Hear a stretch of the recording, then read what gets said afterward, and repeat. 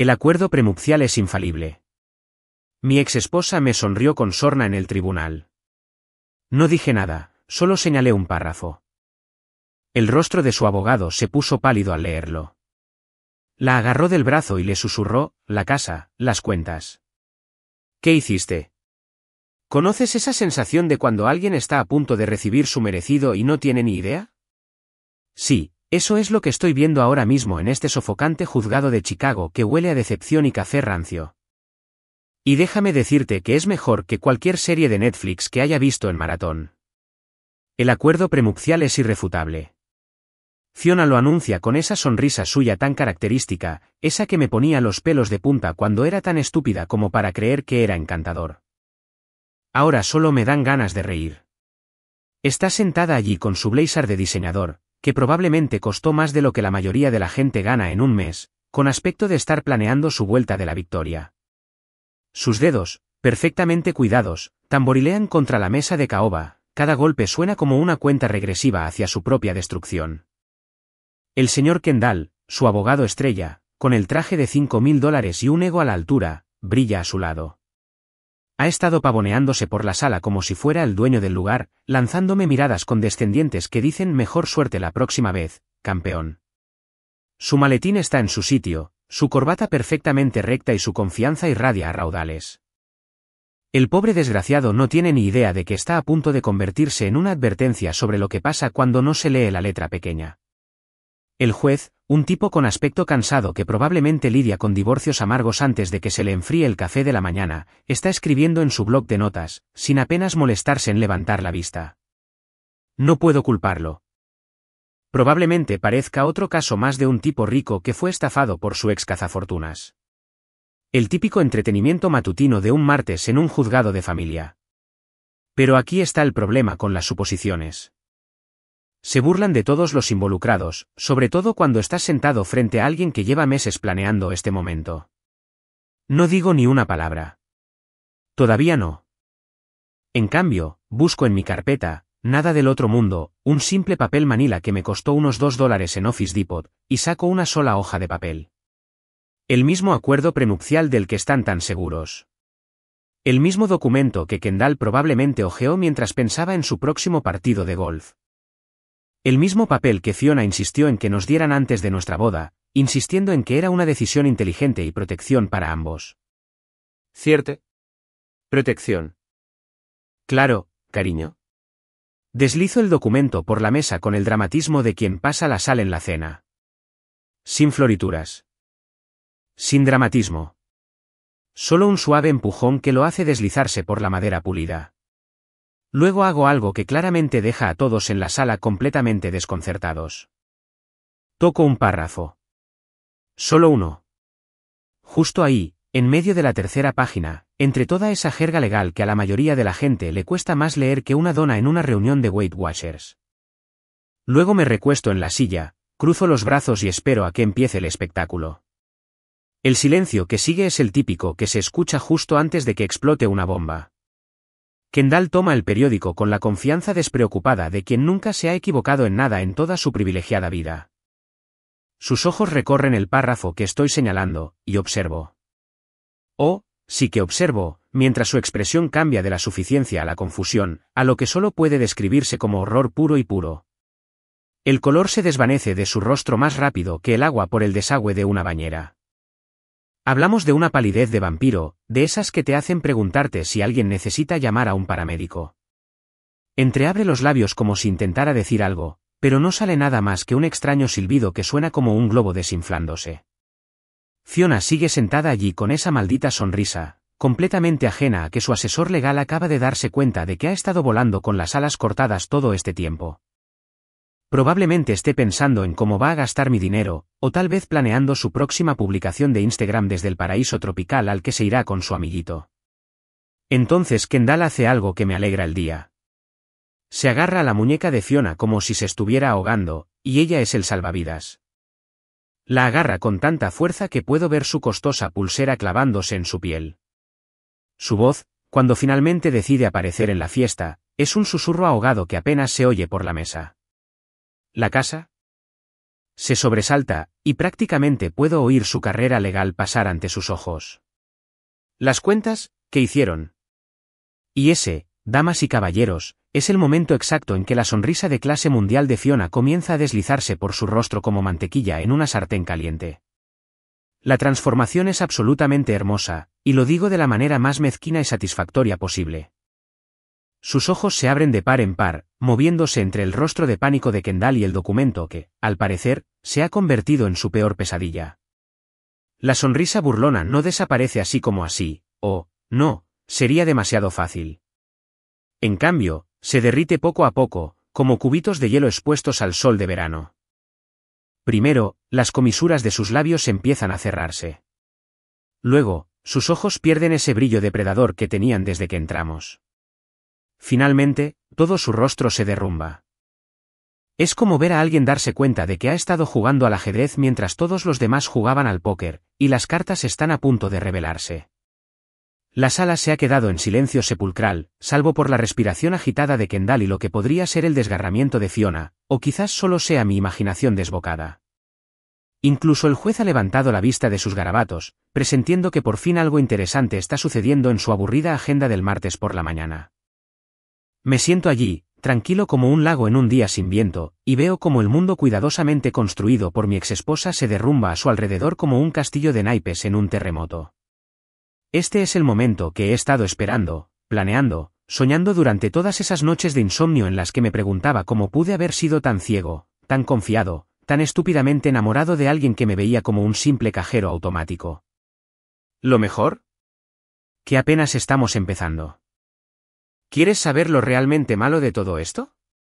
La amaba de verdad. Estaba perdidamente enamorado, escribía poesía horrible y revisaba el teléfono cada 5 minutos. Me dan ganas de golpearme en la cara cuando era más joven. Pero bueno, la perspectiva es 20/20 y todo eso. Conocí a Fiona en una elegante gala benéfica en Chicago. Ya sabes, de esas donde los ricos pagan $500 por un pollo de goma y fingen estar salvando el mundo mientras beben champán que cuesta más que el alquiler de la mayoría.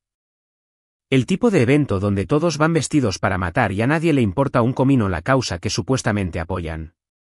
Fui porque mi socio Marcus me arrastró, alegando que necesitaba hacer contactos. En realidad, creo que solo quería que alguien soportara la pretenciosa charla informal con él.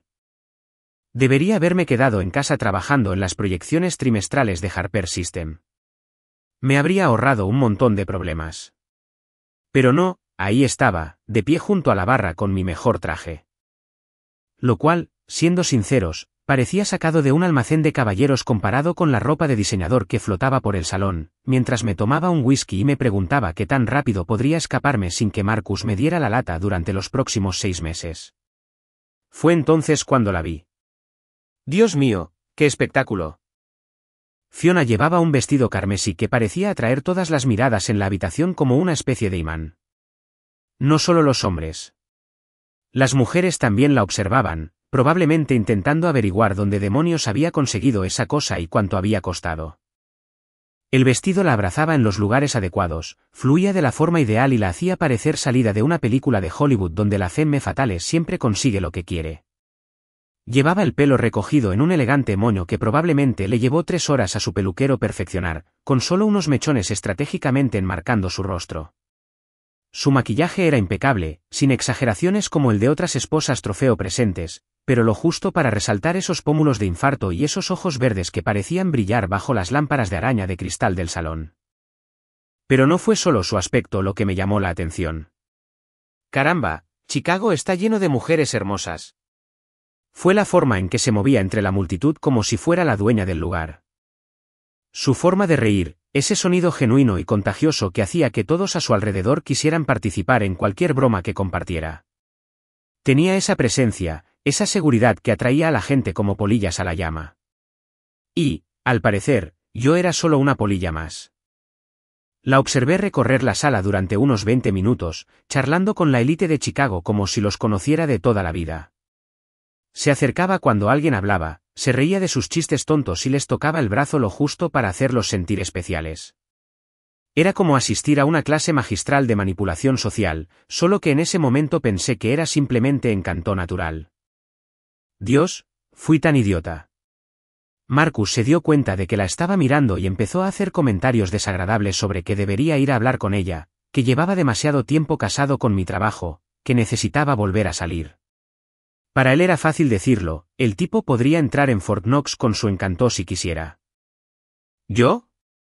Seguía siendo aquel chico del sur que había ascendido a base de trabajar 16 horas al día y vivir a base de café y determinación. Harper Systems era mi pequeño tesoro por aquel entonces. Todavía vivía en aquellos primeros tiempos, cuando cada cliente importaba, cada contrato podía hacernos o deshacernos, cada decisión parecía tener el peso del mundo. Estaba construyendo algo real, algo que importaba, con mis propias manos y las neuronas que me quedaban tras sobrevivir con 3 horas de sueño cada noche. No era precisamente una persona sociable, pero Fiona lo cambió todo sin siquiera intentarlo. Me pilló mirándola fijamente, claro que sí, porque el universo tiene un sexto sentido del humor, y en lugar de apartar la mirada como haría cualquier persona normal, sonrió. Y no una sonrisa cualquiera. Era el tipo de sonrisa que te hacía sentir como si fueras la única persona en una habitación llena de cientos. De esas que te hacen latir el corazón a mil y te sudan las palmas de las manos como si estuvieras en la secundaria invitando a alguien al baile de primavera. Se disculpó de cualquier conversación que estuviera teniendo, probablemente alguna discusión aburrida sobre refugios fiscales o mantenimiento de yates, y vino directamente hacia mí. Así sin más.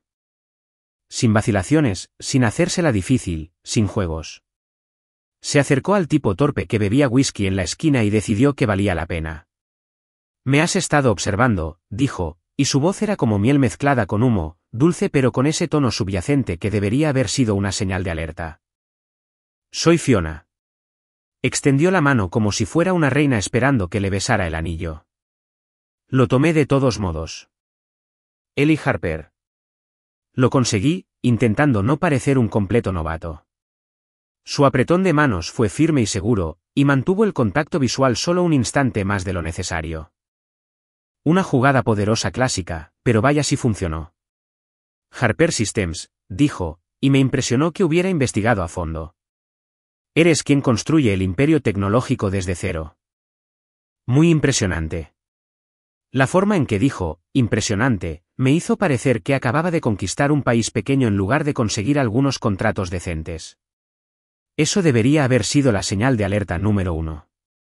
Obviamente, había consultado la lista de invitados y sabía exactamente quién era yo antes de acercarse. Pero en lugar de hacerme sospechar, me hizo sentir importante. Como si por fin hubiera llegado a las grandes ligas donde las mujeres hermosas sabían mi nombre. Hablamos durante horas esa noche. De negocios, de sueños, del futuro que queríamos construir. Me llamó brillante, dijo que era su visionario, como si fuera una especie de profeta tecnológico en lugar de un tipo más intentando dejar huella. Escuchaba mis ideas con tanta intensidad que me hacía sentir como si cada palabra que salía de mi boca fuera oro puro. Pensaba que era mi cómplice, mi igual. Alguien que podía seguir mi ambición y tal vez incluso impulsarme a ser mejor. Mirando hacia atrás ahora, me doy cuenta de que solo me estaba observando, decidiendo qué sentimientos debía despertar y qué sueños alimentar. Pero esa noche, pensé que había encontrado a mi alma gemela. Si alguien me hubiera dicho el día de nuestra boda que pasaría los próximos años sintiéndome como una mula de carga con ropa de diseñador, me habría reído de ellos y los habría echado de la iglesia. Pero lo que pasa con el matrimonio es que es como ese viejo chiste de cómo hervir una rana. No se echa al pobre desgraciado en agua hirviendo. Se empieza con agua tibia y se sube el fuego poco a poco hasta que se cocina sin siquiera darse cuenta de lo que le pasó. Eso fue exactamente lo que me pasó, solo que en lugar de agua caliente, fue un ciclo interminable de dejarme la piel trabajando mientras Fiona perfeccionaba el arte de gastar dinero que yo ni siquiera había ganado. El cambio no ocurrió de la noche a la mañana. Ay, no, eso habría sido demasiado obvio, demasiado fácil de detectar. En cambio, fue gradual, como ver crecer la hierba o esperar a que te vuelva a crecer el pelo. No lo notas día a día, pero de repente te despiertas una mañana y te das cuenta de que todo es completamente diferente a como empezó. Al principio, todo parecía bastante normal. Ambos contribuíamos a nuestra vida juntos, cada uno aportando su granito de arena. Fiona trabajaba en una empresa de marketing en el centro, algo relacionado con la gestión de marca y las relaciones con los clientes que parecía importante, pero que nunca parecía exigirle trabajar más allá de las 5:30. ¿Yo? Seguía trabajando arduamente en Harper Systems, trabajando mínimo 12 horas al día, a veces durmiendo en el sofá de la oficina cuando una fecha límite me pisaba los talones. Pero no me importaba. Caramba, me encantó. Construir algo de la nada, ver cómo tu visión tomaba forma ladrillo a ladrillo, no hay nada igual. Cada noche larga, cada cena perdida, cada fin de semana encorvado sobre hojas de cálculo y código era una inversión en nuestro futuro. Al menos, eso me decía cuando Fiona suspiraba dramáticamente por volver a comer comida para llevar sola. La primera señal de que la situación estaba cambiando llegó a los 6 meses de matrimonio. Fiona empezó a hacer pequeños comentarios sobre lo mucho que trabajaba, lo estresante que era su trabajo, cómo necesitaba descomprimirse de tanta presión. Esto solía implicar costosos días de spa o compras que costaban más que la cuota del coche de la mayoría. Me lo merezco, se convirtió en su frase favorita. Yo también trabajo duro, Ellie. ¿Quieres verme feliz, verdad? Y como al parecer me encantan los ojos verdes y la culpa, asentiría y te daría mi tarjeta de crédito como si fuera un cajero automático bien entrenado. Claro, cariño, lo que te haga feliz. Es solo dinero, ¿no? Siempre podemos ganar más. Excepto que no ganábamos más dinero. Yo sí. Mientras las contribuciones de Fiona a los ingresos familiares se mantenían misteriosamente estables, Harper Systems empezaba a despegar. Conseguimos un contrato importante con una empresa manufacturera, y luego otro con una de logística. De repente, ya no estábamos sobreviviendo. Teníamos ingresos de verdad. Fue entonces cuando las necesidades de Fiona empezaron a crecer más rápido que la deuda nacional. Los bolsos de diseñador se convirtieron en una necesidad mensual en lugar de un capricho ocasional. El pequeño Honda que conducía lo cambió por un BMW porque la imagen importa en mi trabajo. Nuestro apartamento, perfectamente adecuado, se volvió demasiado pequeño para recibir visitas, lo que me llevó a buscar casa en barrios donde los impuestos prediales bastarían para financiar un país pequeño. Mientras tanto, trabajaba más duro que nunca. Cuanto más éxito tenía Harper Systems, más me exigía tiempo. Reuniones con clientes, plazos de entrega, gestión de personal, planificación estratégica. Era como intentar hacer malabarismos con antorchas encendidas mientras iba en monociclo. Pero cada vez que me quejaba de estar al límite de mis posibilidades, Fiona me recordaba que esto era lo que quería, por lo que había trabajado. El éxito tiene un precio, decía, normalmente mientras modelaba el atuendo caro que se había comprado ese día. No se puede esperar construir un imperio sin hacer sacrificios. Tenía razón con lo de los sacrificios. En ese momento no me di cuenta de que sería la única que los haría. Los viajes de fin de semana empezaron alrededor de nuestro segundo aniversario. Al principio, nada demasiado loco. Fines de semana largos en Milwaukee o Madison, alojándonos en hoteles boutique y comiendo en restaurantes con porciones pequeñas pero precios astronómicos. Fiona planeaba estas escapadas con el entusiasmo de un niño en Navidad, investigando spas, catas de vino y galerías de arte. Necesitamos esto, insistía. ¿Cuándo fue la última vez que pasamos tiempo de calidad juntas? Lo irónico, claro, era que estos fines de semana de calidad solían implicar que ella desapareciera durante horas en citas de spa o de compras, mientras yo me sentaba junto a la piscina del hotel, atendiendo llamadas de trabajo e intentando no pensar en cuánto nos estaban costando estas pequeñas vacaciones. Aunque probablemente las cenas eran lo que más me molestaba. Fiona adquirió la costumbre de hacer planes con sus amigas. Siempre restaurantes caros. Siempre lugares donde la carta de vinos parecía un pago de hipoteca. Y, por alguna razón, nunca me invitaron. Es hora de chicas, explicaba, normalmente mientras se preparaba para irse. De todas formas, no lo disfrutarías. Solo hablaríamos de cosas aburridas. Drama laboral. Moda, ya sabes. Así que pedía pizza y trabajaba hasta tarde, diciéndome que estaba bien, que las personas casadas necesitaban su propia vida social. Pero fue doloroso, ¿sabes? Ver a tu esposa arreglarse para ir a un lugar fabuloso mientras tú te quedas en casa con hojas de cálculo y pizza fría. Mi madre se dio cuenta antes que yo. Ruth Harper siempre ha sido muy aguda. Una de esas mujeres que detectan cualquier tontería a 3 condados de distancia. Vino a cenar un domingo, uno de los pocos fines de semana en que Fiona estaba en casa y vio toda la actuación. Fiona hablaba de su semana estresante, de su necesidad de autocuidado, de sus planes para otro viaje de chicas a un resort en Arizona. Después de que Fiona se disculpara para atender lo que, según ella, era una llamada importante del trabajo, mamá se inclinó sobre la mesa y me miró fijamente. Ya sabes, la misma mirada que me dedicaba cuando tenía 12 años y trataba de convencerla de que la lámpara rota había explotado espontáneamente. Estás cargando con ambos lados de este matrimonio, Ellie, dijo en voz baja, removiendo el azúcar en su café con más fuerza de la necesaria. No te pierdas intentando hacer feliz a alguien más. Me reí, bromeé sobre cómo el matrimonio era cuestión de compromisos, sobre cómo Fiona merecía cosas buenas después de trabajar tanto. Pero mamá solo negó con la cabeza. Hay que ceder, y luego hay que se aprovechen de ti. Asegúrate de saber cuál es. Debería haber escuchado, debería haber prestado atención a cómo se le iluminaban los ojos a Fiona cuando hablaba de gastar dinero, pero se le ponían vidriosos cuando yo mencionaba el estrés laboral, debería haber notado que nuestras conversaciones se habían vuelto menos sobre nosotras y más sobre lo que yo podía darle. Pero seguía bajo la ilusión de que el amor implicaba sacrificio, que un buen esposo debía llevar las cargas pesadas mientras su esposa disfrutaba del fruto de su trabajo, que hacer feliz a Fiona era lo mismo que hacer que nuestro matrimonio funcionara. Resulta que hay una gran diferencia entre la sociedad y la servidumbre. Qué lástima que me llevara tanto tiempo darme cuenta. Ya sabes lo que dicen de las mentiras, son como cucarachas.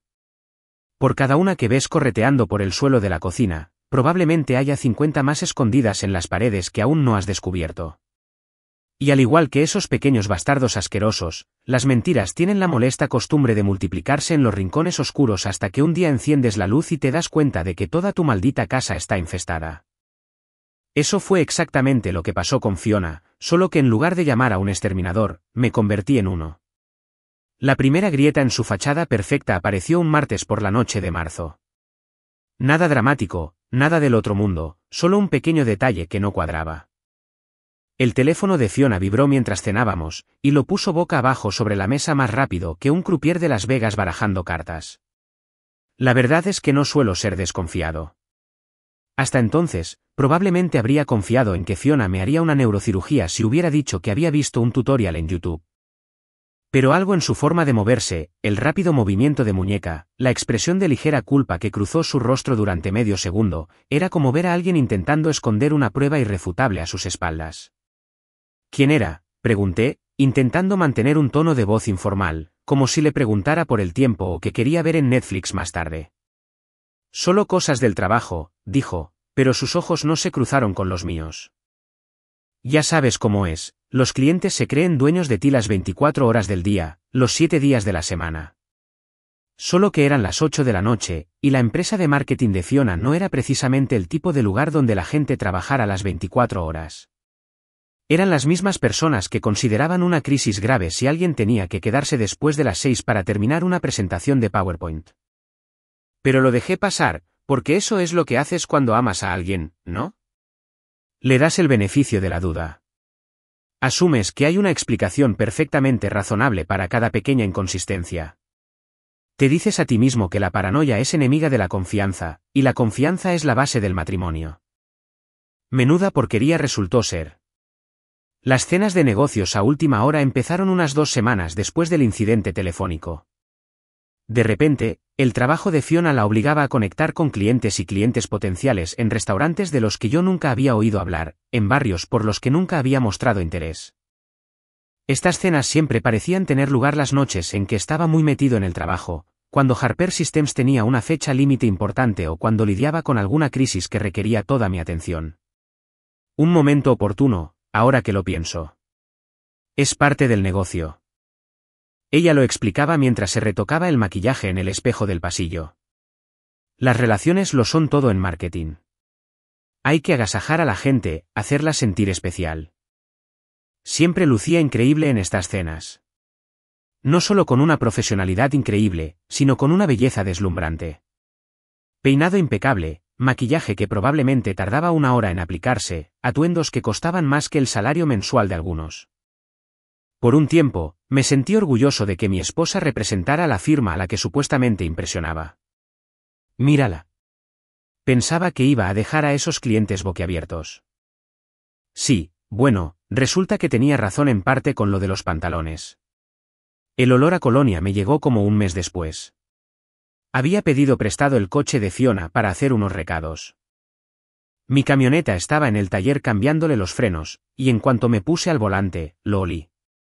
Un aroma caro y almizclado que definitivamente no era mío y definitivamente no era algo que Fiona usaría.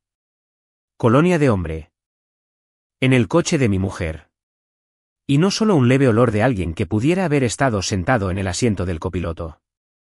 Era el tipo de olor persistente que se percibe cuando alguien lleva mucho tiempo en ese vehículo, tan cerca que su aroma queda impregnado en la tapicería. Me quedé sentado en la entrada unos 10 minutos, absorto en la sensación e intentando encontrar una explicación inocente. Quizás había llevado a un compañero de trabajo. Quizás uno de sus amigos le había pedido prestado el coche. Quizás alguien había derramado colonia en un estacionamiento, y ella había conducido entre los vapores. Pero en el fondo, en esa parte de tu ser que sabe la verdad incluso cuando tu cerebro se niega a aceptarla, sabía exactamente qué significaba ese olor. Simplemente aún no estaba lista para lidiar con ello. Así que hice lo que cualquier persona racional haría en esa situación. Bajé todas las ventanillas, encendí el aire acondicionado y fingí que nunca había pasado. Porque si no reconoces algo, no es real, ¿verdad? Así es como funciona el adulterio.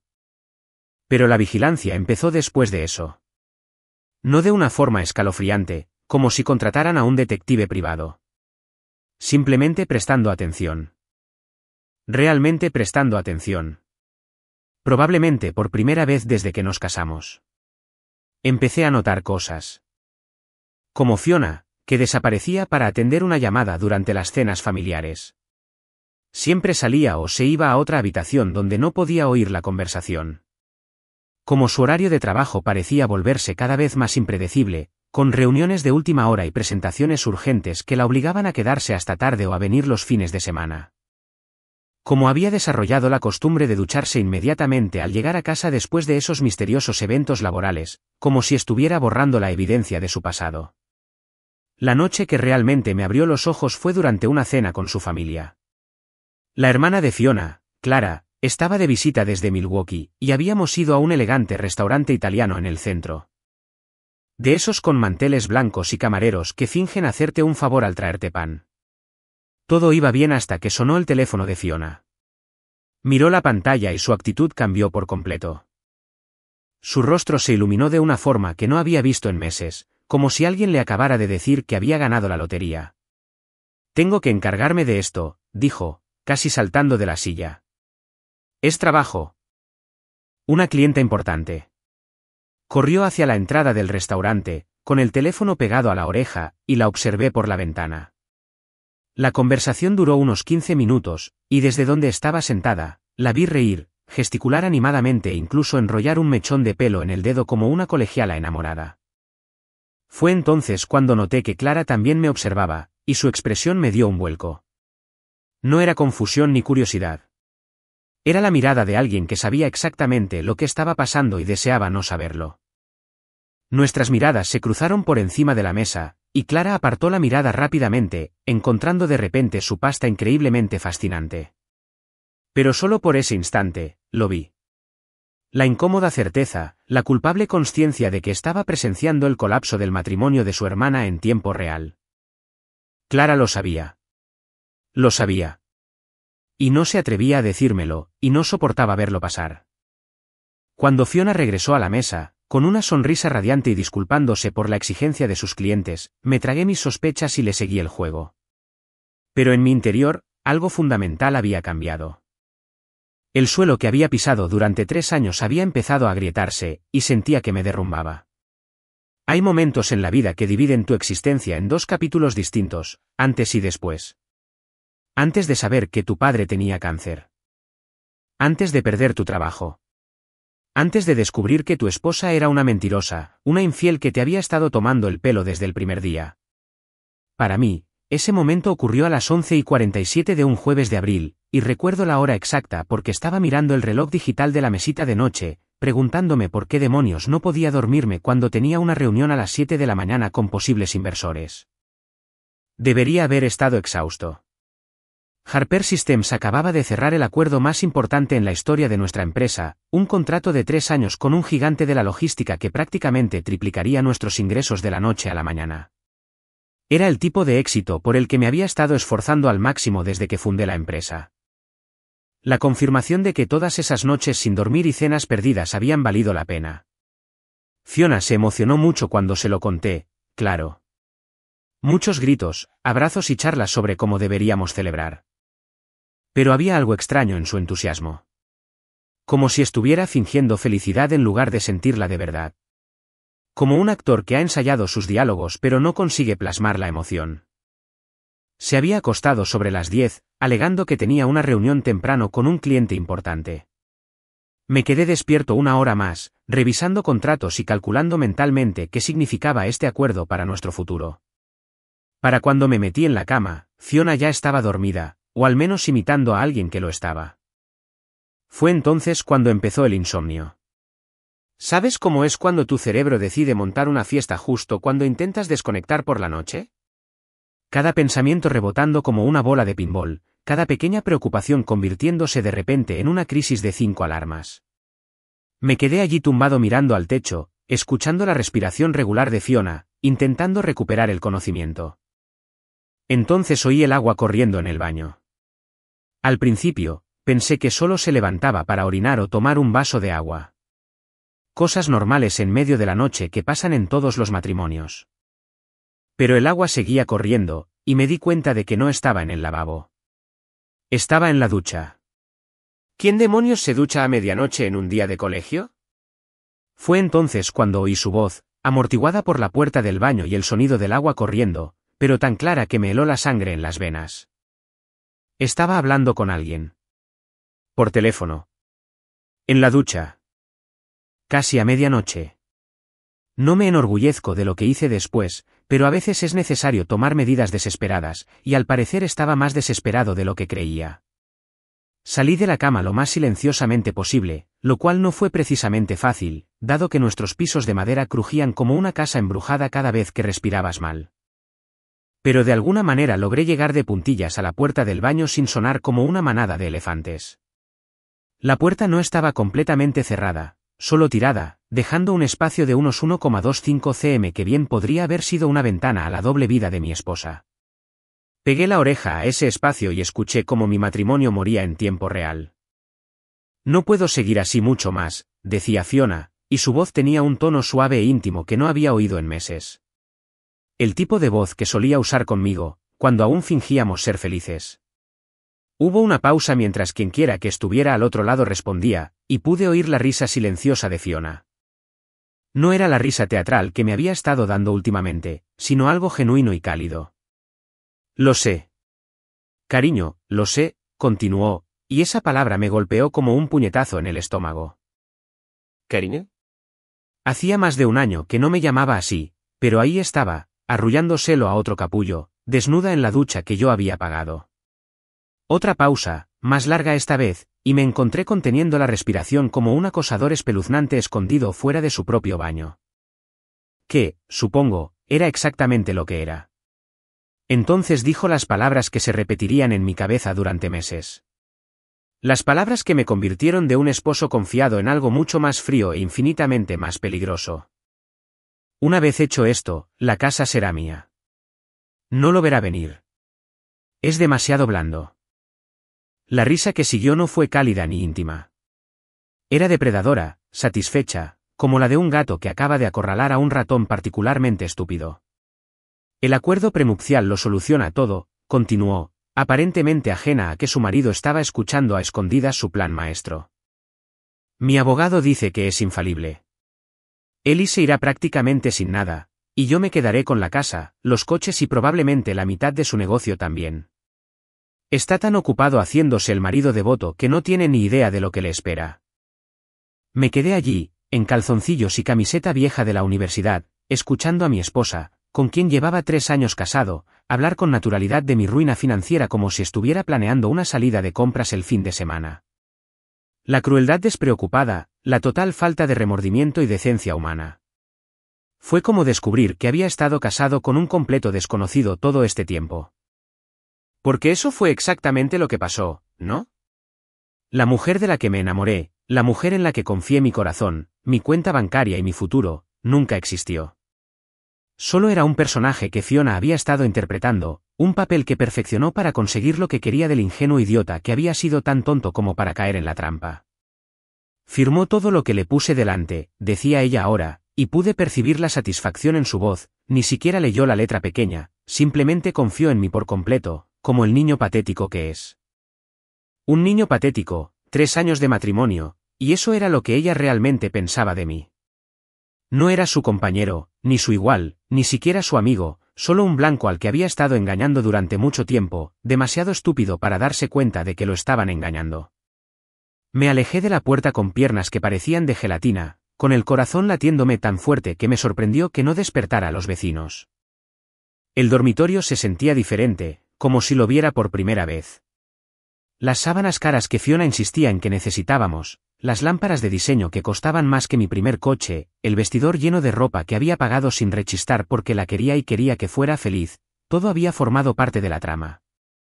Cada compra, cada petición, cada pestañeo cuando quería algo, todo había sido parte de su plan para desangrarme y dejarme sin nada. Me senté en el borde de nuestra cama, mi cama, en realidad, ya que al parecer era el único que pagaba la hipoteca, y me quedé mirando la puerta del baño.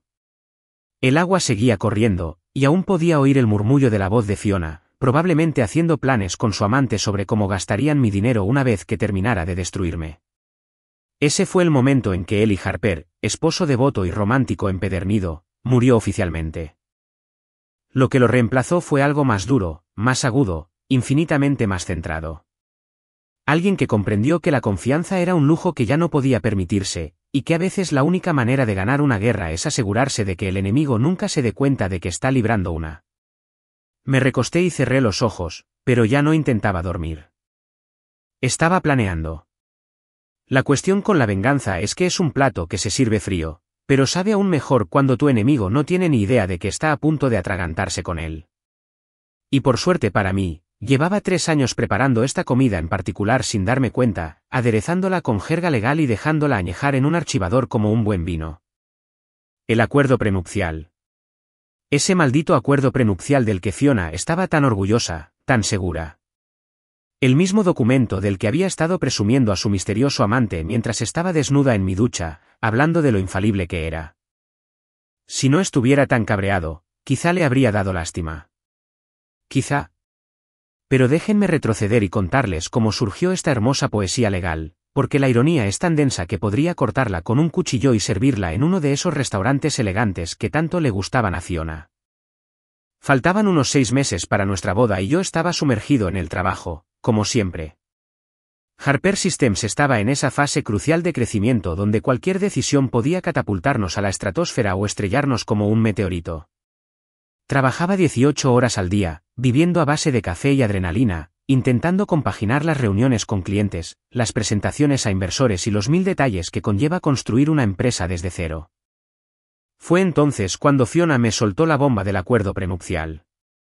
Lo mencionó durante una cena en un asador carísimo del centro, intercalando la conversación entre discusiones sobre las flores y la disposición de los asientos como si no fuera gran cosa. Un punto más en la lista de pendientes, justo al lado de elegir los centros de mesa y la banda. Creo que deberíamos hacer un acuerdo prenupcial, dijo con naturalidad, cortando su filet mignon como si hablara del tiempo. Ya sabes, por seguridad. Para protegernos a ambos. Casi me atraganto con el vino. ¿Un acuerdo prenupcial? En serio. Es cuestión de buen negocio, Eli explicó, con ese tono paciente que se usa cuando se habla con alguien a quien se considera deficiente mental. Estás construyendo algo increíble con Harper Systems. ¿Y si nos pasa algo? ¿Y si nos divorciamos? Ambos necesitamos protección. Su forma de decirlo sonó tan razonable, tan madura y práctica. Como si firmar un acuerdo prenupcial fuera solo otra decisión adulta responsable, similar a comprar un seguro de vida o contribuir a un plan 401k. Y, sinceramente, en ese momento, estaba demasiado agotada y demasiado enamorada para verlo como lo que realmente era. La primera jugada de una partida de ajedrez que ni siquiera sabía que estábamos jugando. Supongo que tiene sentido, dije, porque al parecer fui un idiota al creer que la mujer con la que estaba a punto de casarme me quería en el alma. ¿Tienes a alguien en mente para redactarlo? Ah, sí que lo tuvo. Resultó que Fiona ya había investigado a abogados de derecho familiar como si estuviera buscando un vestido de novia. Había encontrado a una abogada de primera llamada Patricia Kendall. Sí, la misma familia de la que salió el cabrón engreído que acabaría representándola en el juicio de divorcio. Al parecer, la incompetencia es inherente a esa familia. Se supone que es una de las mejores, dijo Fiona con entusiasmo, sacando ya su teléfono para enseñarme la página web de Patricia. Se especializa en divorcios con grandes patrimonios y acuerdos prenupciales. Es muy minuciosa. ¿Completo? Claro. Más bien, completamente comprometido a joder a cualquiera lo suficientemente estúpido como para confiar en el abogado que elija a su cónyuge. Así que concertamos una cita con Patricia Kendall, quien resultó ser justo lo que se espera de alguien que se gana la vida con los fracasos amorosos de los demás. Traje elegante, actitud aún más elegante y esa clase de sonrisa que nunca llega a los ojos. Me miró como si fuera un cordero al matadero, lo cual, en retrospectiva, probablemente era exactamente lo que era. El primer borrador del acuerdo prenupcial fue una obra maestra de líos legales, con un fuerte sesgo a favor de Fiona y diseñado para que yo me quedara con las manos vacías si las cosas se ponían feas. ¿Bienes gananciales? ¿Qué es eso? ¿La casa que planeábamos comprar juntos? ¿La de Fiona? Obviamente. ¿Algún bien adquirido durante el matrimonio? Dividido según una fórmula enrevesada que básicamente se reducía a que ella se lo queda todo, él se lo folla. Pero aquí es donde la historia se pone interesante, y donde mi pasado como adicta al trabajo y obsesionada con los detalles finalmente dio sus frutos de maneras que jamás imaginé. Verán, Patricia Kendall podía ser una experta en el juzgado, pero también era una perezosa de remate con el papeleo. Enviaba borradores con control de cambios, enmiendas y revisiones, intercambiando versiones entre nuestros respectivos abogados como si estuviéramos jugando a una especie de ping-pong legal. Mi abogado en aquel entonces era un tipo de la vieja escuela llamado Andrew Sloan, quien había gestionado contratos comerciales para Harper Systems desde el principio. Andrew era el tipo de abogado que leía cada línea, cuestionaba cada cláusula y trataba los documentos legales como si fueran obras de arte que debían ser perfectas hasta la última coma. Esto es una basura, Ellie, me dijo después de revisar el primer borrador. Es tan unilateral que bien podría estar escrito en papel higiénico. ¿Estás seguro de que esto es lo que quieres? Claro que no era lo que yo quería. Pero estaba enamorado, y el amor te lleva a hacer estupideces como aceptar documentos legales diseñados para arruinarte económicamente si tu matrimonio se desmorona. Mira qué puedes hacer, le dije. Intenta que sea más justo. Andrew se puso a trabajar y durante las siguientes semanas, jugamos tenis de repaso con la oficina de Patricia Kendall. De un lado a otro, ajustando cláusulas, modificando el lenguaje y discutiendo cada punto porcentual como si estuviéramos negociando la paz en Oriente Medio. Fue entonces cuando tomé la decisión que finalmente me salvaría el pellejo 3 años después. Era tarde una noche, porque claro que sí, cuando ocurre algo importante en horario laboral normal. Y yo estaba revisando el último borrador del acuerdo prenupcial. La mayor parte del lenguaje era lenguaje estándar, la jerga legal que a la gente común le quita el sueño más rápido que un puñado de música ambiental. Pero oculta en el artículo 7, subsección C, párrafo 4, había una cláusula sobre divulgación de bienes y transferencias fraudulentas.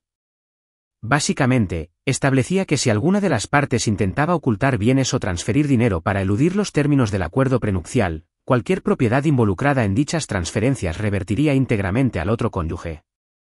Se suponía que era una protección contra alguien que transfiriera dinero en secreto al extranjero o escondiera activos en empresas fantasma. Algo común, en realidad. Pero al leerlo, algo hizo clic en mi cerebro, el mismo instinto que me había ayudado a detectar fallas en contratos comerciales y acuerdos de inversión. ¿Qué pasaría si alguien intentara transferir bienes no para ocultárselos a su cónyuge, sino para prepararlo para un divorcio? ¿Qué pasaría si transfiriera propiedades a familiares o moviera dinero a cuentas con otros nombres, creyéndose astutos? Llamé a Andrew a casa, aunque eran más de las 11 de la noche. Esa cláusula antifraude, dije sin siquiera saludar. ¿Podemos reforzarla? ¿Cómo? Ser más específico. Cualquier intento de ocultar, transferir o tergiversar los bienes conyugales mediante engaño o fraude conlleva la confiscación total de dichos bienes a favor de la parte inocente. Andrew guardó silencio un momento. Eso es agresivo. ¿Seguro que quieres ir por ese camino? Pensé en Fiona. En cuanto la amaba. En que jamás se me ocurriría intentar estafarla económicamente. Sí, dije, estoy seguro. Así que enterramos esa pequeña bomba de tiempo en la sección 7, subsección C, párrafo 4 de lo que sería nuestro acuerdo prenupcial definitivo. Oculta a simple vista, escrita en un lenguaje tan seco y legal que a la mayoría se le quedarían los ojos vidriosos antes de leerlo por la mitad. Fiona lo firmó sin rechistar, probablemente sin siquiera leer esa sección. ¿Por qué lo haría? Para ella, el acuerdo prenupcial era su paracaídas dorado, su póliza de seguro contra quedarse con las manos vacías si alguna vez me cansaba de estar casado con ella. Mi abogado lo llamó una genialidad. Lo llamé seguro. ¿Sabes lo que dicen de que el diablo está en los detalles? Bueno, resulta que el diablo también es muy bueno guardando recibos. Y por suerte para mí, Fiona era tan sutil con sus maquinaciones financieras como una excavadora en una cacharrería, dejando un rastro de papel más largo que un recibo de CVS. Después de aquella noche en el baño, cuando la oí desvelar su plan maestro como si fuera una villana de película de baja calidad, me convertí en otra persona. No era una persona diferente. Seguía yendo a trabajar, seguía llegando a casa a cenar, seguía fingiendo que me importaban sus historias de la oficina. Pero debajo de toda esa normalidad doméstica, yo actuaba como un maldito contador forense con esteroides. Lo bueno de vivir con alguien durante 3 años es que llegas a conocer sus hábitos, sus rutinas, sus manías y sus puntos ciegos. Fiona podía ser una maestra de la manipulación emocional, pero era una perezosa a la hora de ocultar sus huellas. Ella actuaba bajo la premisa de que yo era demasiado confiado, demasiado ocupado o demasiado estúpido para darme cuenta de lo que hacía. Se equivocó en los 3 puntos. Empezó con los extractos bancarios. Siempre habíamos tenido cuentas corrientes separadas, su idea, naturalmente, se enmarcaba en mantener nuestra independencia dentro del matrimonio. Pero teníamos ahorros conjuntos, tarjetas de crédito conjuntas y una cuenta compartida para el hogar para los pagos de la hipoteca y los servicios públicos. Lo que Fiona no sabía era que yo había sido quien configuró nuestra banca en línea desde el primer día, lo que significaba que tenía acceso a todo. Cada transacción. Cada transferencia. Cada movimiento de dinero a altas horas de la noche que ella creía que yo nunca notaría. Lo primero que descubrí fue que nuestra cuenta de ahorros conjunta había estado perdiendo dinero constantemente durante los últimos 8 meses. No cantidades enormes. Fiona era más lista que eso, pero sí retiros constantes de $3,000 a $5,000 cada pocas semanas. Siempre justo por debajo del umbral de notificación que activaría las notificaciones automáticas. Siempre con algún memorando absurdo como mejoras para el hogar u oportunidad de inversión. Pero aquí está el problema con esos retiros. No se destinaban a mejoras del hogar ni a inversiones. Se canalizaban a una cuenta de la que nunca había oído hablar, registrada a nombre de F. Morrison Financial Holdings. Morrison. El apellido de soltera de Fiona. Estaba sentado en mi oficina en casa a las 2 de la mañana, mirando meses de registros bancarios esparcidos por mi escritorio como si fuera la escena de un crimen financiero, y sentí de nuevo esa rabia fría instalándose en mi pecho. Había estado saqueando sistemáticamente nuestros bienes comunes y ocultándolos bajo una empresa fantasma, probablemente creyéndose una especie de mente maestra del crimen. Lo mejor de todo fue que, básicamente, me había regalado las pruebas. Cada transferencia estaba documentada, con fecha y hora, y era rastreable. Cada memorando falso se grababa en tinta digital. Bien podría haber dejado una confesión firmada. Pero espera. La cosa mejora. Llamé a mi contable, Julia Chun, a la mañana siguiente. Julia es una de esas personas con grandes habilidades con los números, capaz de detectar irregularidades en los registros financieros a 3 condados de distancia. Llevaba la contabilidad de Harper Systems desde que éramos solo 2 personas trabajando en mi garaje. Necesito que hagas algo por mí. Se lo dije tomando un café en nuestro sitio habitual en el centro, y tiene que quedar entre nosotras. Julia arqueó una ceja. Me conoce lo suficiente como para saber cuándo estoy trabajando a toda máquina y cuándo solo estoy charlando de proyecciones trimestrales. ¿De qué tan informal estamos hablando? De ese tipo de informalidad en el que finges que esta conversación nunca ocurrió. Se recostó en su silla, observándome como si fuera una hoja de cálculo particularmente interesante. Bien, te escucho. Deslicé una carpeta sobre la mesa, copias de todas las transacciones sospechosas que encontré, junto con la información de ruta bancaria de F. Morrison Financial Holdings. Necesito que la rastrees. Averigua a dónde va el dinero, a qué cuentas está vinculado, cualquier propiedad o activo que pueda estar relacionado.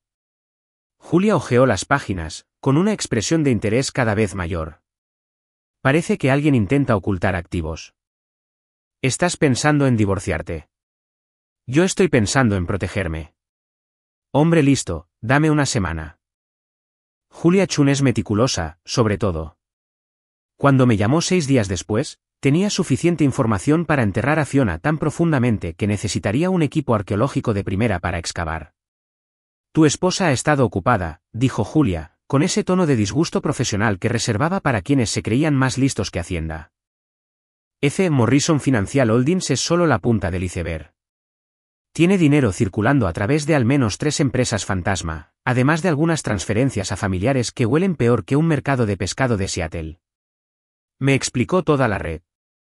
El dinero de nuestras cuentas conjuntas iba a F. Morrison y luego se transfería a una empresa llamada Morrison Properties LLC, que aparentemente había comprado un condominio a nombre de Clara.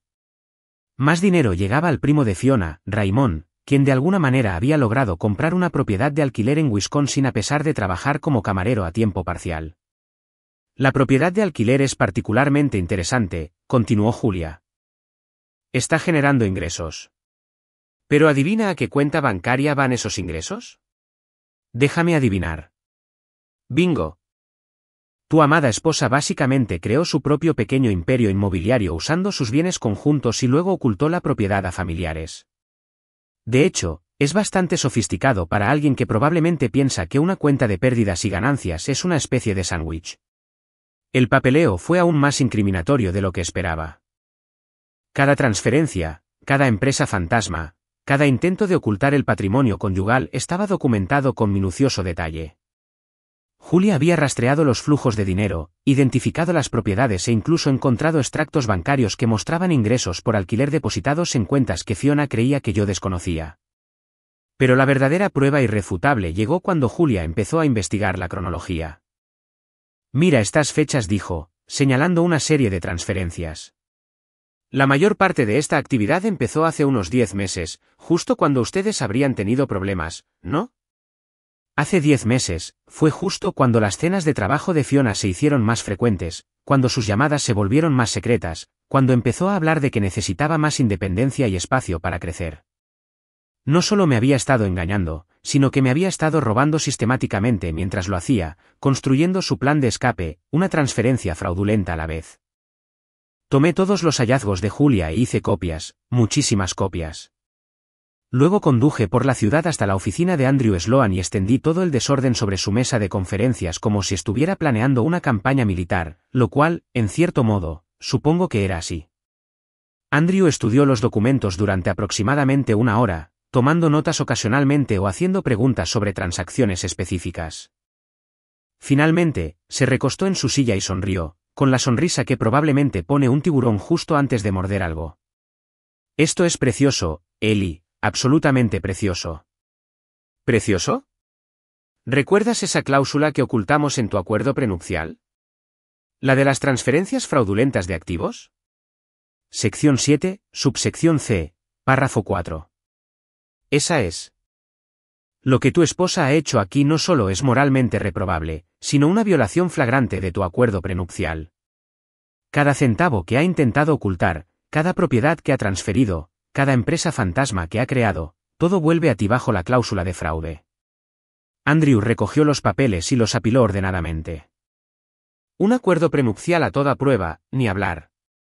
Esta cosa no solo es a prueba de balas, es una maldita arma nuclear, y ella acaba de darte los códigos de lanzamiento. Salí de su oficina ese día con una sensación que no había sentido en meses: esperanza. No la esperanza ingenua y confiada que albergué durante la mayor parte de mi matrimonio, sino algo más duro y centrado. La esperanza que nace de saber que tienes todas las cartas y que tu oponente ni siquiera se da cuenta de que la partida ha empezado. Fiona creía estar jugando al ajedrez mientras yo me tambaleaba jugando a las damas. Resulta que había estado jugando al ajedrez todo el tiempo. Simplemente no me había dado cuenta de que me tocaba a mí. Hay algo casi poético en ver a alguien caminar hacia su propia ejecución, sobre todo cuando está tan convencido de que va camino de su coronación que ha traído a su propia tropa de animadores. Eso fue exactamente lo que hizo Fiona la mañana que pasaría a la historia del tribunal de familia como el día en que aprendió a las malas que el karma no muerde. A veces te arranca la pierna entera. Entró en el juzgado como si estuviera caminando por la alfombra roja de un estreno de Hollywood, con sus tacones de diseñador resonando contra el suelo de mármol, con la confianza de quien creía tener todas las de ganar.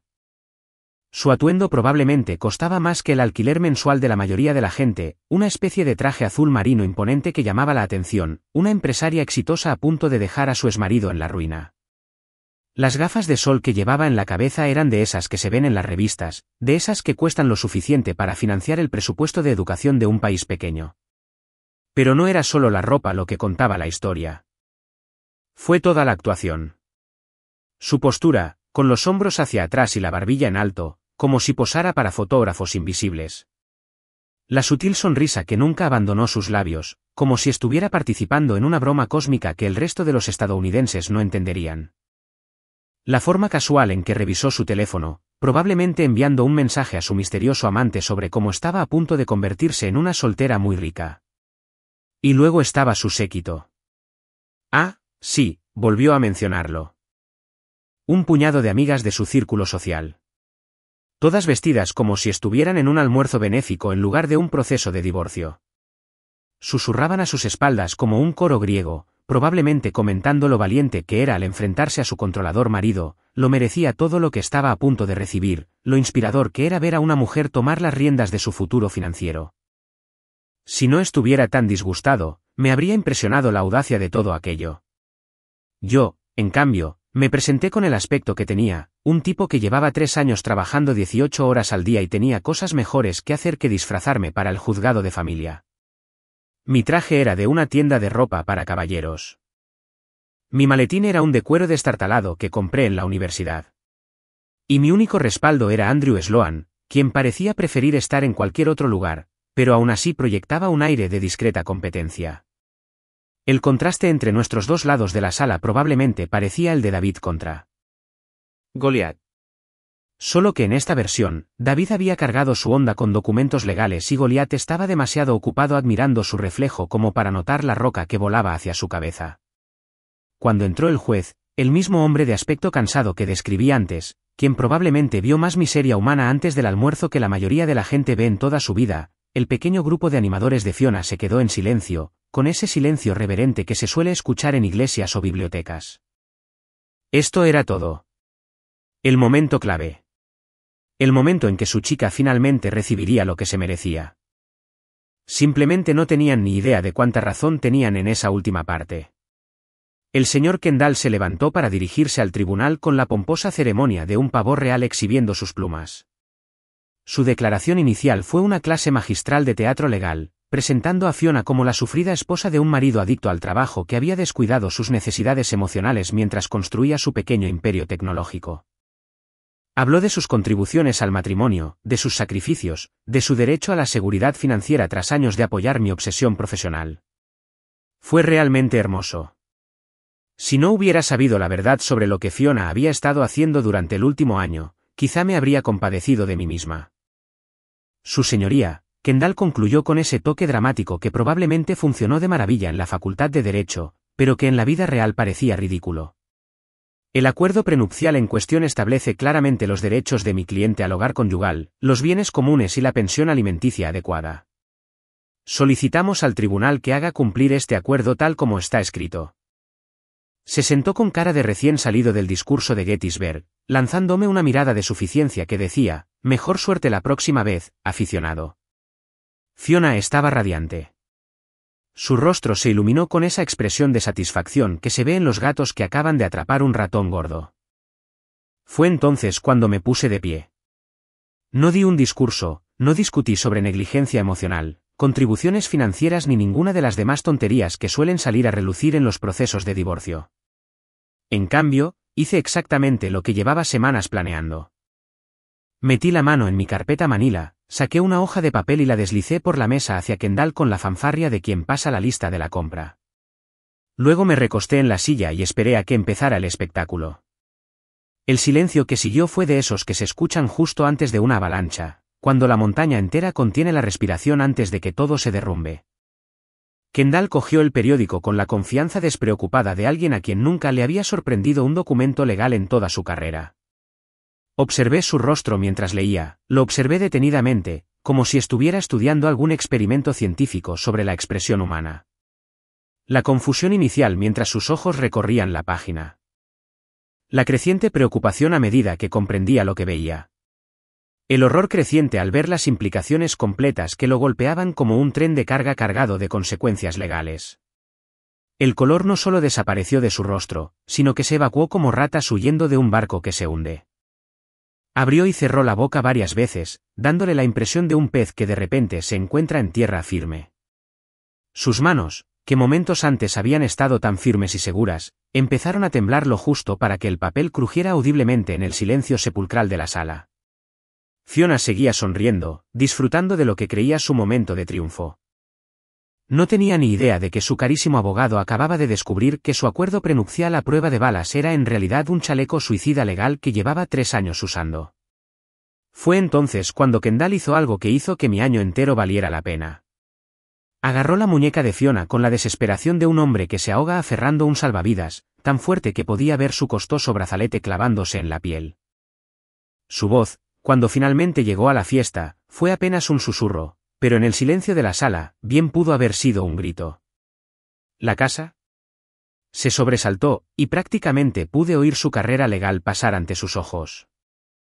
¿Las cuentas? ¿Qué hicieron? Y ese, damas y caballeros, fue el momento exacto en que el mundo cuidadosamente construido de Fiona comenzó a derrumbarse más rápido que un castillo de naipes en un huracán.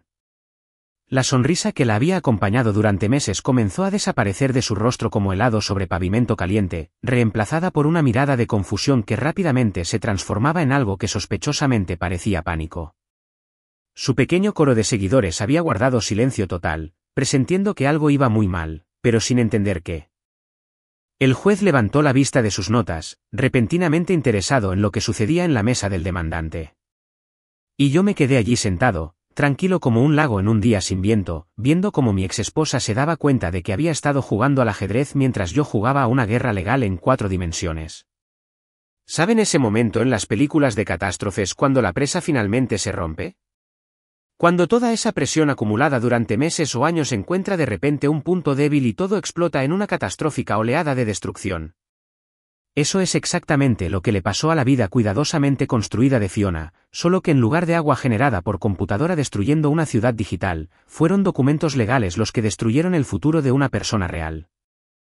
Y déjame decirte que fue mucho más satisfactorio que cualquier superproducción de Hollywood que haya visto. El pánico en la voz de Kendall cuando agarró la muñeca de Fiona fue como la primera grieta en la presa. Pero cuando ella intentó responder, cuando abrió la boca para exigir respuestas o explicaciones, o tal vez simplemente para decirle que arreglara lo que fuera que había salido mal, fue cuando todo estalló de golpe. ¿Qué quieres decir? ¿Qué hice? Le susurró a su abogado, con la voz afilada de alguien acostumbrado a obtener respuestas inmediatas. Dijiste que el acuerdo prenupcial era infalible. Dijiste que se iría sin nada. Arréglenlo. Arréglenlo. Como si se tratara de un pequeño fallo técnico que pudiera resolverse con una llamada a atención al cliente, en lugar del desastre legal que se había acarreado durante 3 años de fraude sistemático. Kendall la miró con la expresión de un hombre que acaba de darse cuenta de que está en arenas movedizas, y cada movimiento solo lo arrastrará más profundamente. Fiona, necesito que me escuches con mucha atención. Esta cláusula. Señaló el párrafo que había resaltado, con los dedos temblando como si intentara desactivar una bomba. Esto lo cambia todo. ¿Qué cláusula? ¿De qué estás hablando? Fue entonces cuando el juez decidió que ya había oído suficientes susurros y carraspeos para que le durara hasta la jubilación. Abogado Kendall, ¿podría compartir con el tribunal qué parece estar causando tanta preocupación? El pobre Kendall parecía como si le estuvieran pidiendo que anunciara su propia ejecución. Se levantó lentamente, con el papel aún aferrado, y carraspeó unas 15 veces antes de recuperar la voz. Su señoría, parece que el acuerdo prenupcial podría tener algunas complicaciones que no habíamos comprendido del todo. El juez arqueó una ceja. En el lenguaje de un tribunal de familia, eso equivale a que alguien se ponga de pie y grite que el edificio está en llamas. ¿Complicaciones? Sí, señor. La sección 7, subsección C, párrafo 4, contiene información sobre transferencias fraudulentas de bienes que podrían afectar significativamente la distribución del patrimonio conyugal. Mientras Kendall se esforzaba por explicar lo endeudado que estaba su cliente sin usar esas palabras, observé cómo el rostro de Fiona adoptaba una serie de expresiones que habrían sido hilarantes si no fueran tan satisfactorias. La confusión dio paso a la preocupación se transformó en miedo, y el miedo se transformó en el pánico puro que normalmente solo se ve en quienes acaban de darse cuenta de que están en las vías del tren y oyen un silbido acercándose. El juez, mientras tanto, hacía lo que mejor saben hacer los jueces, leer documentos legales con la precisión metódica que hace sudar frío a los abogados. Se tomó su tiempo con el acuerdo prenupcial, repasando línea por línea la sección que Kendall le había señalado, tomando notas de vez en cuando o consultando pasajes anteriores. El silencio en la sala era de esos que se cortan con un cuchillo. El pequeño grupo de apoyo de Fiona había pasado de susurros emocionados a ese silencio sepulcral que se escucha en los funerales. Incluso ellos se dieron cuenta de que algo había salido catastróficamente mal, aunque probablemente no entendían qué. Finalmente, el juez levantó la vista. Señor Sloan, supongo que tiene documentación que respalde cualquier acusación de transferencia fraudulenta de activos. Andrews se puso de pie con la confianza despreocupada de quien ha esperado este momento toda su carrera. Sí, su señoría. Documentación extensa. Lo que siguió fue básicamente el equivalente legal de un bombardeo masivo. Registros bancarios que mostraban transferencias sistemáticas de cuentas conjuntas a empresas fantasma. Escrituras de propiedad que revelaban compras realizadas con bienes conyugales, pero ocultas a nombre de familiares. Estados financieros que demostraban que los ingresos de estas propiedades adquiridas en secreto fluían a cuentas de las que supuestamente yo no tenía ni idea. El trabajo de contabilidad forense de Julia había sido tan exhaustivo que puso celoso al FBI. Cada transferencia fraudulenta, cada activo oculto, cada intento de eludir el acuerdo prenupcial, estaba expuesto con un detalle insoportable e innegable. Mientras Andrew presentaba cada prueba, vi a Fiona hundirse cada vez más en su silla, como si intentara desaparecer por el suelo. Su traje de diseñador, que una hora antes le había dado un aspecto imponente y seguro, ahora parecía colgarle como un costoso atavío. El juez estudió cada documento con la atención que suele reservarse para tratados de paz o acuerdos de desarme nuclear. De vez en cuando hacía alguna pregunta aclaratoria o solicitaba documentación adicional, pero la mayoría de las veces se limitaba a leer con esa meticulosidad que auguraba la ruina para cualquiera que hubiera sido tan estúpido como para cometer fraude por escrito. Señora Harper, dijo finalmente, con la formalidad con la que se dirigió a ella, dejó claro que esta no iba a ser una charla amistosa sobre malentendidos. ¿Está preparada para explicar estas transacciones? Fiona intentó levantarse, probablemente planeando lanzarse a dar alguna explicación sobre malentendidos, estrategias de inversión o cualquier otra tontería que hubiera preparado para este momento.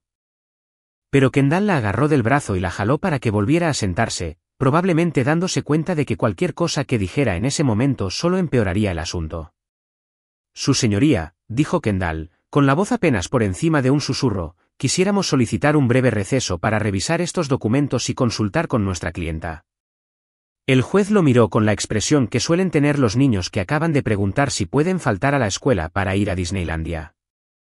Abogado, estos son registros bancarios y escrituras de propiedad. ¿Qué necesita consultar exactamente? Fue entonces cuando Fiona finalmente perdió la compostura. Toda esa serenidad, toda esa confianza, toda esa certeza de que estaba a punto de llevarse la mitad del trabajo de mi vida, todo se derrumbó como un castillo de naipes en un terremoto. «Esto es una locura», gritó, poniéndose de pie de un salto e ignorando los desesperados intentos de Kendall por callarla. Esas inversiones eran legítimas. Estaba protegiendo nuestros bienes. Él estaba tan ocupado con su estúpida empresa que alguien tenía que preocuparse por nuestro futuro financiero. Señora Harper, dijo el juez con calma, ¿está afirmando que su esposo estaba al tanto de estas transferencias y adquisiciones de propiedades? Yo, lo discutimos. Pero ni siquiera Fiona fue tan delirante como para mentir bajo juramento en audiencia pública, sobre todo cuando las pruebas que demostraban su engaño sistemático estaban repartidas en 3 mesas como si fueran una pieza de museo de contabilidad forense.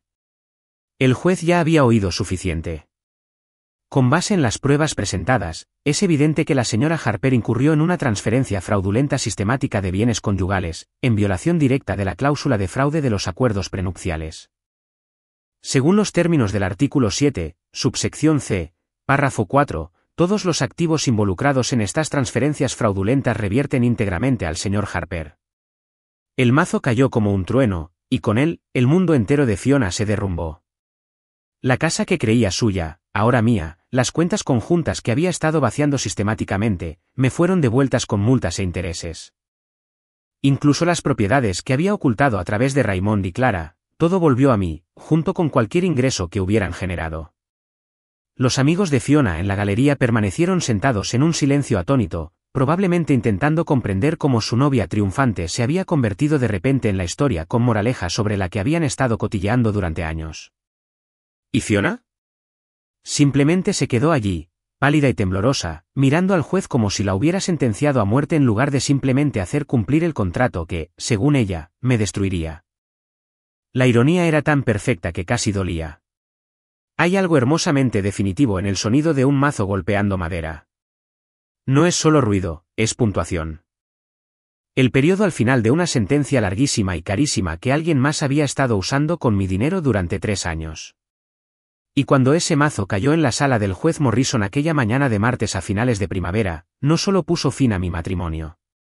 Cerró un capítulo entero de mi vida en el que había sido tan estúpido como para confiar en alguien que me veía como una simple billetera andante. El resultado fue como ver un edificio derrumbarse a cámara lenta, solo que en lugar de hormigón y acero, fue la percepción de la realidad de una persona desmoronándose pieza a pieza. Fiona se quedó allí parada durante lo que pareció una eternidad, mirando al juez como si hubiera empezado a hablar en sumerio antiguo en lugar de inglés sencillo. Tenía la boca ligeramente abierta, y su maquillaje, perfectamente aplicado, comenzaba a correrse por los bordes, donde las lágrimas amenazaban con brotar. Durante 3 años, había sido la titiritera que manejaba todos los hilos, y ahora estaba descubriendo lo que se sentía ser quien bailaba al son de otra persona. El silencio en aquella sala era absoluto. Incluso su pequeño grupo de animadores había enmudecido por completo, probablemente intentando procesar cómo la vuelta de la victoria de su chica se había convertido en una ejecución pública. Casi podía oírlos reescribiendo mentalmente la historia que contarían en su próxima reunión del club de lectura. Qué valiente Fiona se había enfrentado a su controlador marido, solo para descubrir que él le había llevado 10 pasos de ventaja todo el tiempo. Cuando Fiona por fin recuperó la voz, le salió como un susurro ahogado que apenas se oía por toda la sala.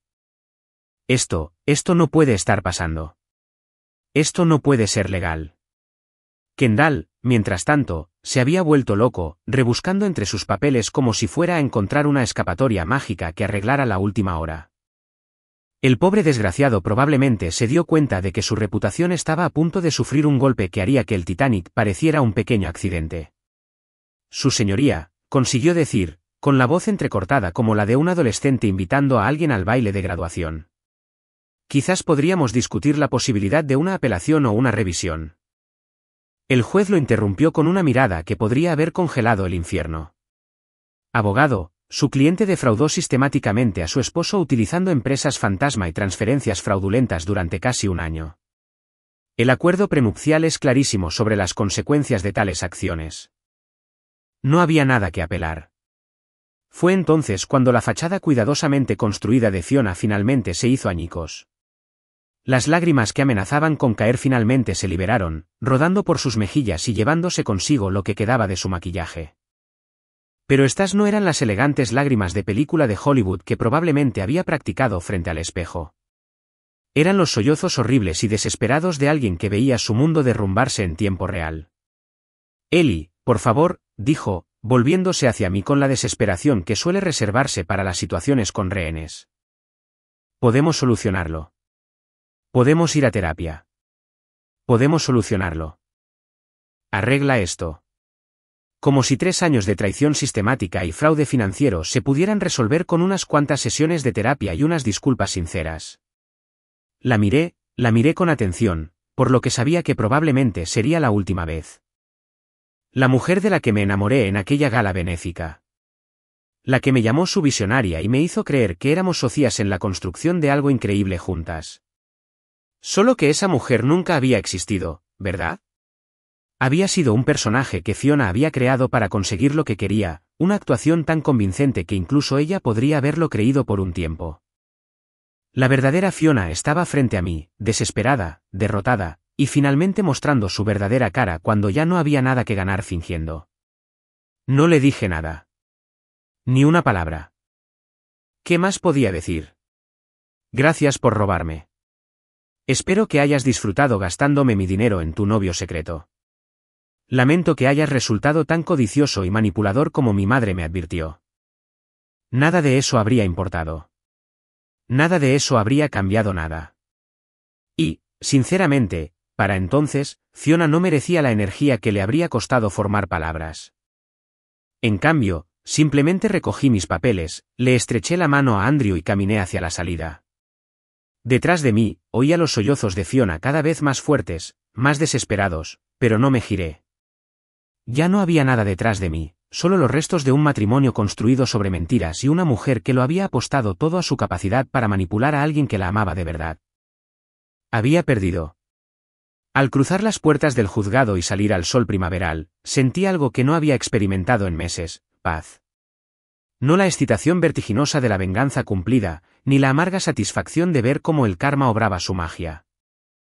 Simplemente calma, esa profunda tranquilidad que surge al comprender por fin tu lugar en el mundo. Mi teléfono empezó a vibrar casi de inmediato, probablemente Marcus llamaba para preguntar cómo había ido la audiencia, tal vez Julia quería saber si su trabajo de contabilidad forense había dado sus frutos. Pero lo ignoré por completo. Este momento me pertenecía, y aún no estaba lista para compartirlo con nadie más. Caminé hacia mi camioneta, la misma Ford destartalada que conducía desde la universidad, la que a Fiona siempre le daba vergüenza que la vieran, y me senté al volante unos minutos, respirando. Los asientos de cuero que necesitaban un cambio, la radio que solo captaba emisoras AM, el aire acondicionado que funcionaba cuando le apetecía, nada había cambiado. Pero todo lo demás sí. Durante las semanas y meses siguientes, la gente no dejaba de preguntarme si había sentido alegría al caer el mazo, si me alegraba ver cómo se derrumbaba el mundo de Fiona, si sentía alguna satisfacción al ver que la mujer que me había traicionado recibía justo lo que merecía. ¿La respuesta sincera? No. Lo que sentí no fue alegría, ni felicidad, ni siquiera satisfacción. Fue claridad. Por primera vez en años, quizá por primera vez en toda mi vida adulta, pude ver todo exactamente como era, en lugar de como esperaba que fuera. Nada de lentes color de rosa, ni ilusiones, ni optimismo ilusorio sobre el lado bueno de la gente. Solo la verdad. La verdad fría, dura e innegable. Fiona nunca me había amado. Amaba lo que yo podía ofrecerle, el estilo de vida, la seguridad financiera, el estatus social que conllevaba estar casada con un empresario exitoso. Cuando me conoció en aquella gala benéfica, no veía en mí una pareja potencial ni una alma gemela. Había visto a un objetivo. Un tipo bondadoso con un negocio en expansión y un aparente punto ciego para detectar cazafortunas. La aventura, el fraude financiero, el elaborado esquema de la empresa fantasma, nada de eso se había basado en emociones, pasión o siquiera venganza. Todo había sido un negocio. Se había estado posicionando sistemáticamente para quitarme todo lo que había conseguido y dejarme sin nada, probablemente planeando irse a la deriva con el perdedor con el que me había estado engañando. Resulta que la traición tiene una forma de despojarte de todas las ilusiones que uno tiene sobre el mundo y la gente que lo habita. Quema las suposiciones ingenuas sobre el amor, la confianza y la decencia humana, dejando atrás algo más difícil pero infinitamente más valioso, la capacidad de ver con claridad. Ella había deseado una guerra, pero la había librado con mentiras, engaños y manipulación. Yo la había ganado con silencio, estrategia y un párrafo cuidadosamente redactado que ella nunca se había molestado en leer. Y eso, me di cuenta cuando por fin arranqué la camioneta y me dirigí a casa. Mi casa, ahora, legal y completamente, era más que suficiente.